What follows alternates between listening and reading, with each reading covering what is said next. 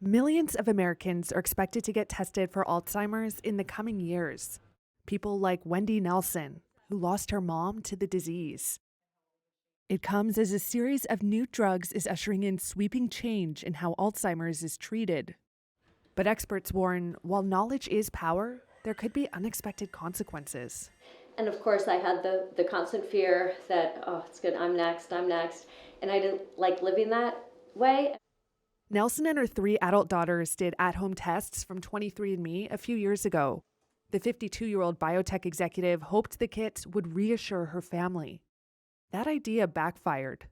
I got the results online and saw, there's comes up with very dramatic, you have 2 variants of ApoE4, and my heart just sunk. I mean, it's pretty devastating news to learn. All 4 of them had copies of the ApoE4 gene variant, which increases their risk for the disease.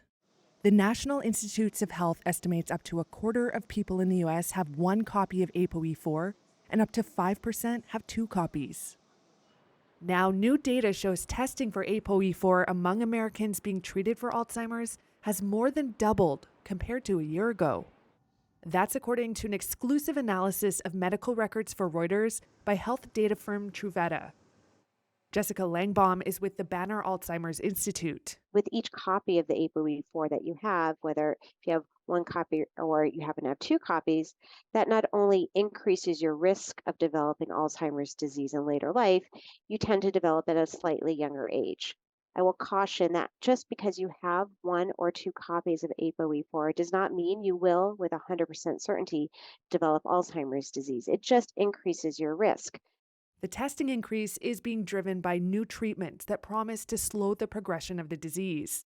Leqembi, for one, which was shown to reduce the rate of cognitive decline by 27% in patients with mild Alzheimer's. But it costs more than $25,000 a year, and right now, mostly isn't covered by Medicare.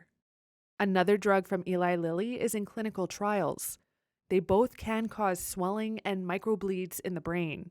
Still, the drugs are seen as a stepping stone to even more effective treatments in the future. But there's also the question of what happens when you receive potentially life-altering news. Reuters spoke with more than a dozen neurologists and genetic counselors who say there isn't enough support, such as explaining the tests and helping patients navigate all potential psychological, medical, financial, and legal obstacles. It's also important to think about financial considerations and life planning. For instance, if you haven't yet purchased long-term care insurance and you're thinking about it, you may want to purchase that before you learn your results because it could influence your ability to obtain coverage. Nelson's risk of developing Alzheimer's is up to 12 times higher than someone without the variant. Except I can't find one that fits in your... She says if treatment fails, she's opting for legal euthanasia.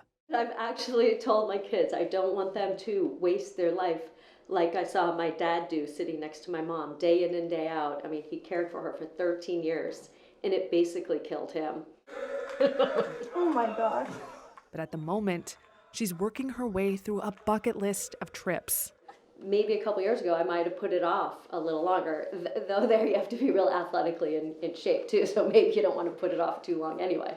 But that's just an example. I did Machu Picchu in the fall, I just did Kilimanjaro, and I'm looking for the next bigger mountain. So I might do, K2 base camp trek or something like that next.